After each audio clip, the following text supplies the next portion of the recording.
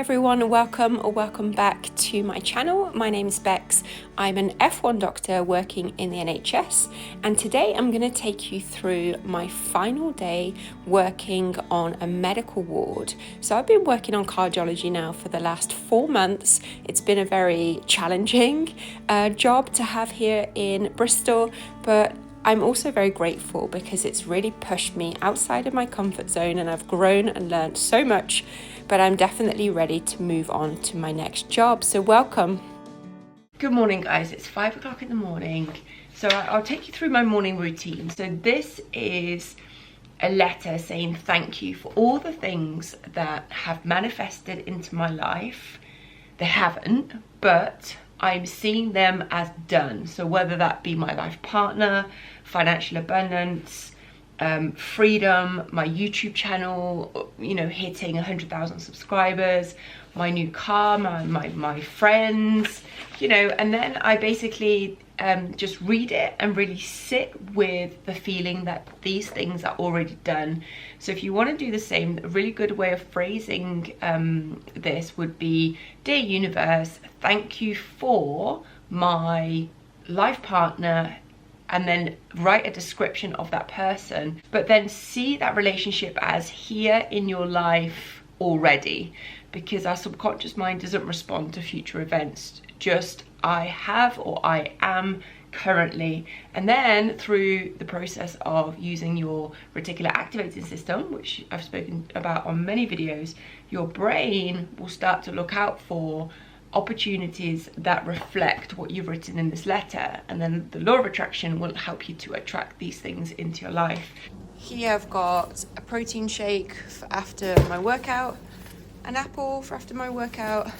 This is my lunch today, so prep kitchen, rock and spiced harissa chicken, perfect. I'm gonna have a bit of pre-workout before the gym, lovely stuff. Everything that I need to shower after the gym. So yeah, last day on cardiology, guys, let's go.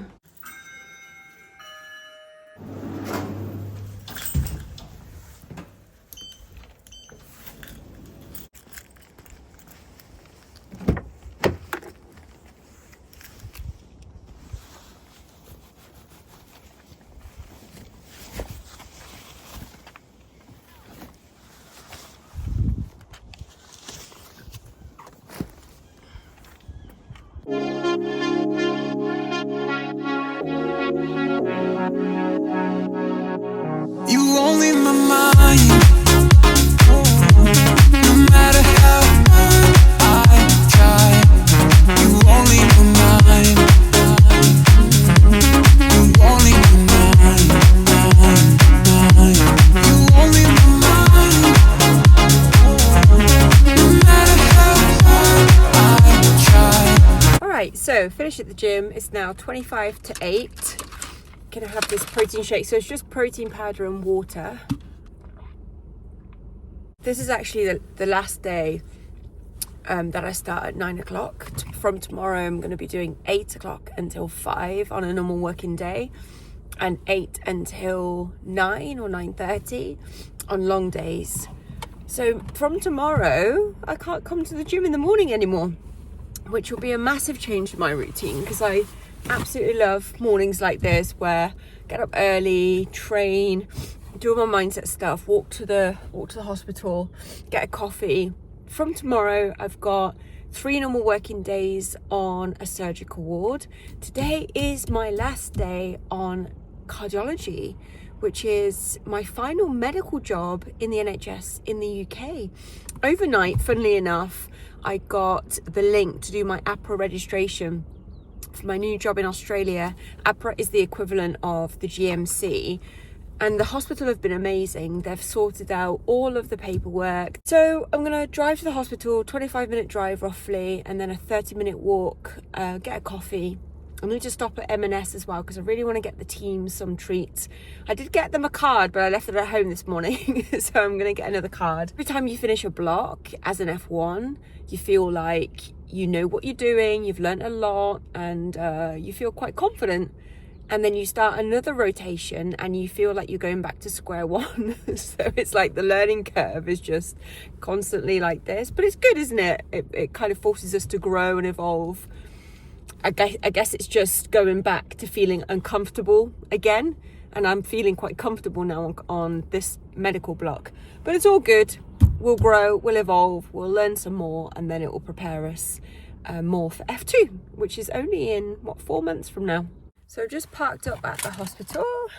Today is going to be a good day.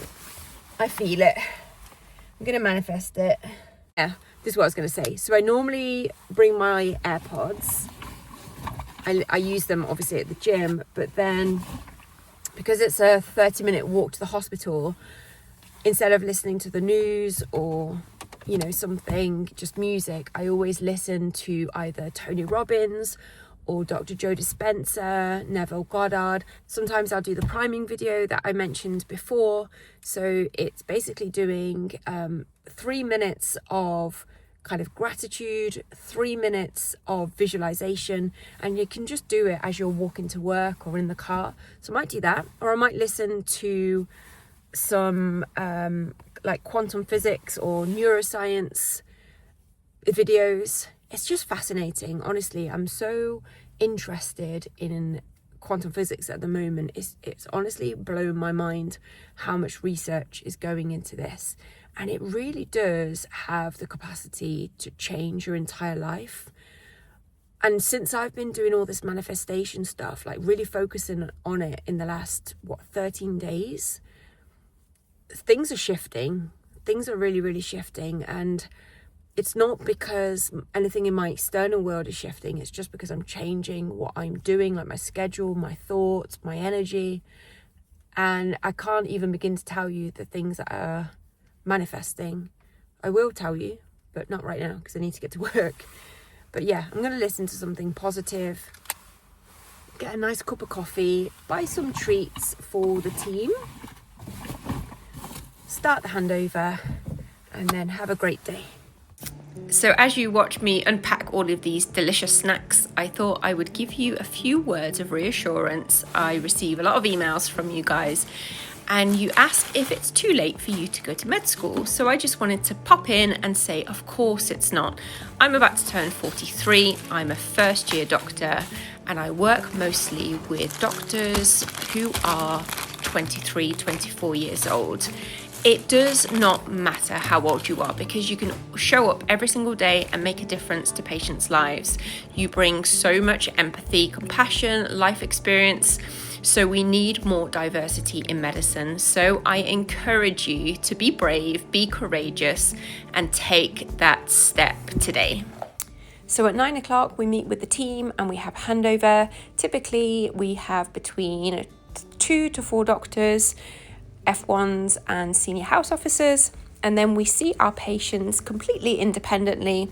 We check the plan from the day before, we check their bloods, telemetry. I always like to have a chat with my patients and make sure that they're doing okay physically, but also emotionally, because being in hospital after a cardiac event can be really traumatizing for patients. Then I'll have a listen to their chest, have a listen to their heart sounds, have a feel of their tummy. And then if I do have any concerns, I will always escalate to a registrar or a consultant. It's just coming up to 3 o'clock. I've finished seeing all my patients, and I've just been saying goodbye to some of the people that I've been working with. It's been really, really lovely today. A lot of the nurses brought in like crisps and just snacks. So we've been just having a chat about, you know, what's next for me and doing work, obviously, but then spending a bit of time with the team. I'm really going to miss this ward. It's been really challenging at times, but I'm really going to miss the team. There's always something really, really rewarding and quite special about being pushed outside of your comfort zone for an extended period of time. Medicine for me has been extremely, extremely challenging, overwhelming at times.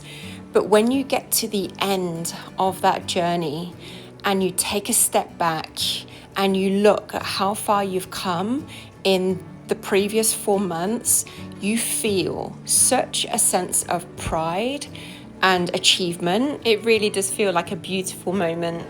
let's log off and go home. So I'll be starting on hepatopancreatic biliary surgery for my final block here in the UK, and I will be finishing on the 1st of August and flying out to Australia on August the 11th. I'm so excited to take you on this journey, and I hope that you will follow me, subscribe, and just comment. If you need any advice or any support on your journey, of course, send me a message and I will do my very best to support you as well.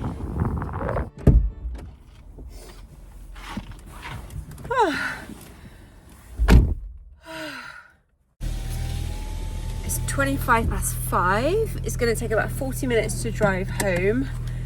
What an amazing last day. Honestly, I don't think I could have made it any better than it was. In the last kind of 20 minutes, just saying goodbye to everybody. You know what? When I walked out of the ward, I felt like a massive sense of relief.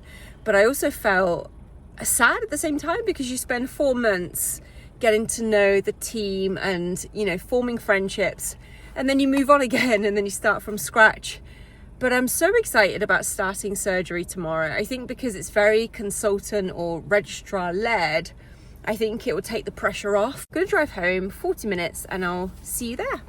So I've just received this in the post, and I think it is a new Apple Watch. So let's open it together.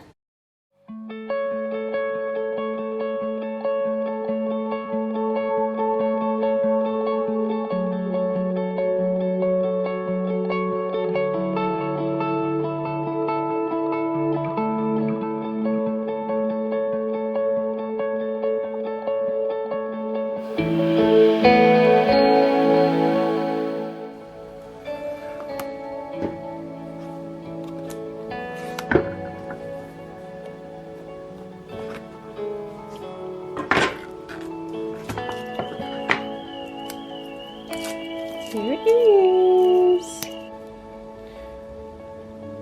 For dinner, I'm going to go with another prep kitchen meal. I was going to have some chicken slices and a salad, but I fancy something a bit more hearty before going to bed in a bit. It's only 7 o'clock right now, but yeah, I feel quite tired actually. Just get this in the microwave. I think whenever we go through a change, whether it be change in jobs, change in relationship, whatever that may be, it doesn't sink in straight away. For me anyway, it takes me a few days to let what's happening actually sink in. And right now I feel like I'm just back on cardiology tomorrow, and that's not the case at all. And it's always a weird feeling to think that I'm probably never going to see the doctors and the nurses that I've been working with again, because I've got 4 months in the UK as an F1 and then I'll be emigrating. I'm gonna have an early night tonight, so I'm fresh for my first day on this surgical job. I think it's gonna be, again, quite a steep learning curve, but that's just what you have to go through as an F1. You kind of just, you know, have to accept that you're gonna feel uncomfortable, you're gonna feel probably a little bit out of your depth for the first few weeks, or hopefully the first few days, and then you start to find your feet. But it's my rota, to be honest, is looking really good. So I've got 3 days from tomorrow on 8 to 5, and then next Monday I'm on an 8 to 5, and then I've got Tuesday, Wednesday, Thursday off, and then I've got a weekend on call, so Friday, Saturday, Sunday. But the fact that I've got 3 days off in a row, I mean, I don't think that's actually happened on medicine in the last 4 months. And then I've got a week off at the end of April, which is only 3 weeks away. So it looks a lot less intense. I've only got 2 sets of nights instead of 3, which is also really good. The only thing that I'm gonna have to change really is not going to the gym in the morning and going in the evening. So I'm gonna start that tomorrow. So tonight, my evening routine normally is very, very simple. It's get back, unpack all of my stuff from the day, organize everything for tomorrow, make some food, eat, watch some TV, and then go to bed early. And when I say early, I mean like 8 o'clock. And then I do probably about half an hour to 45-minute meditation or visualization, and then fall asleep probably normally about 8:45, 9 o'clock. But yesterday, like I said, I fell asleep about 1 o'clock in the morning. So I'm definitely gonna head to bed tonight for 8 o'clock. So that's in an hour from now. Gonna get some food. I just wanted to leave you with a few words of encouragement as per usual. I just wanted to remind you that you are amazing and capable of great things in this life. Never let anybody put you down, and never dim your light to fit in. You are here to shine. You are here to make a difference in the world, and we need more people like you. So if you're thinking about medicine, it's time to step up, be brave, because the world needs your greatness. See you next time, team.